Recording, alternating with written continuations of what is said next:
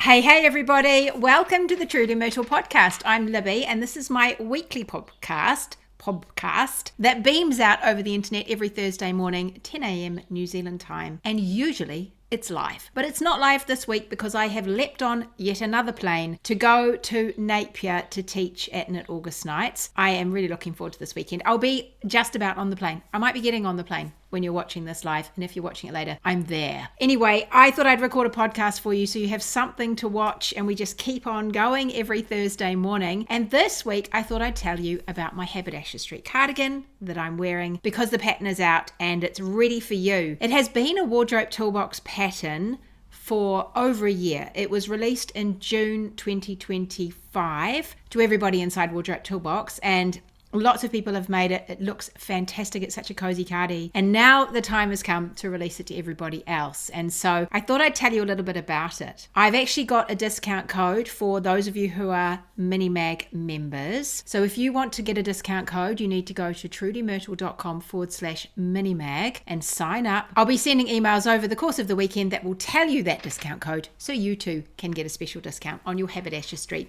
cardigan. She's a DK cardigan. She's knitted from the top, but actually, I was just re-watching a video that I recorded when I released this cardigan to Wardrobe Toolbox. And funnily enough, I shot the photographs for this cardigan and I recorded that little video in Dunedin, which is where we've just been last weekend for our son's graduation. I went to university there.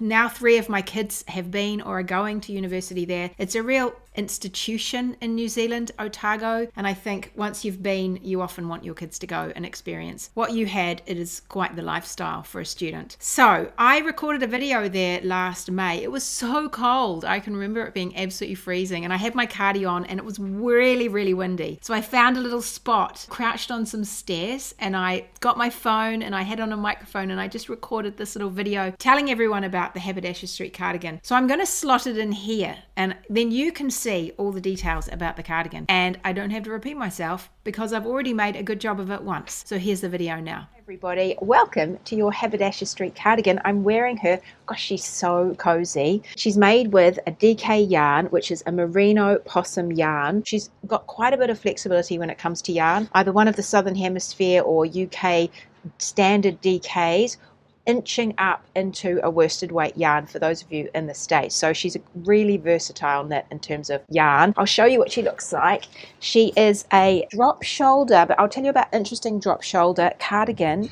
And she's got a nice long length, so you can make her as long as you like. She's got cables that run down both shoulders at the front and the back, and then the cables spill into the cuffs here as well, you can see, and also just a little bit into the hem. So she's got beautiful cables to play with. She's a mixture of cables. She's got bigger cables, which are 6-stitch cables and look like plaits that work their way down, and she also has little 1x1 cables, which you can do pretty easily without a cable needle. I've done something a little bit different with the drop shoulder. I've actually angled the drop shoulder in, so your work decreases down the arm as you're coming down, and it just removes some of that excess fabric from under your arm. We gain it back again under the arm with some increases there, so you decrease and increase. Basically, the way she's worked is you cast on the back at the shoulders and you work down the back. She's got a nice neck drop at the back so that you then join under the neck and work down to the armholes. You will decrease as you go down and then increase for a scoop under the armholes. You leave that on a holder. You come back and you pick up along the seam here. Now take care when you're doing that because you want to make your cables, see down the side there, my cables run nicely into each other. I played around with what to do on the shoulder, and in the end I've gone for something that looks a little bit like a faux seam on purpose because I thought that was looking best. But you want to pick up beautifully so that these cables run right over your shoulder.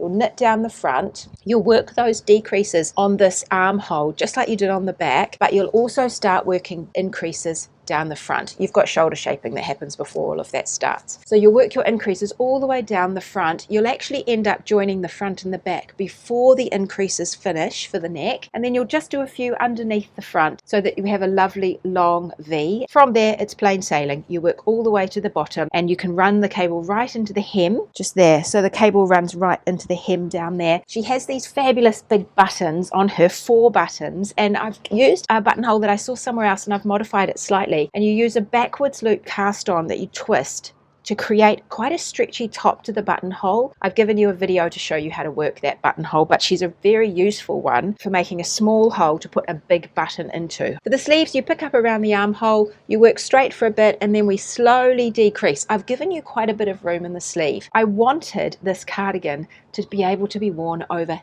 anything at all. She's one of those beautiful sloppy layers. When I was first imagining this cardigan, I just wanted her to feel like she was grandpa's cardigan that you found somewhere, maybe an op shop, maybe in an old trunk, and you revived the cardigan, gave it some fresh life, and she just slops on and feels good over everything. I've picked up the cable idea that goes into the cuffs and these lovely long cuffs, and she's got a bit of room here at the cuff, so she really will go over other jerseys and shirts and things like that. She's called Haberdasher Street cardigan, and when we were young, we bought a flat in London in an area called Hoxton, which was not fashionable back then, in Haberdasher Street, and that name always captured me. I just loved it. They were old policemen's flats on the 3rd story. We had 2 old flats joined together. They were tiny, tiny, tiny flats. So we had 2 joined together. It was still a tiny flat. And one half of the street had been flattened in the war, and this half was still there. And we were up and amongst the trees. It was one of those beautiful old brick buildings, just a whole line of them down both sides of the road. So Haberdasher Street reminds me of old brick character curl up, something really nostalgic. All right, everybody, have fun, happy knitting, and I hope you enjoy your Haberdasher Street cardigan. See ya. So I hope you enjoyed that. We can see how much my hair has grown. So anyway, that was me back then. You're back now in 2026 and the cardigan is ready for you. So I really hope you enjoy her. Go and grab her with a discount. Have a really happy week. I'll be back. Normal service will return right here on YouTube, or if you're watching this on Facebook, 10 a.m. New Zealand time, Thursday morning. So I'll see you then for a live podcast where we can chat and I can tell you what I got up to at Knit August Nights. Have a happy week, everyone. Happy knitting.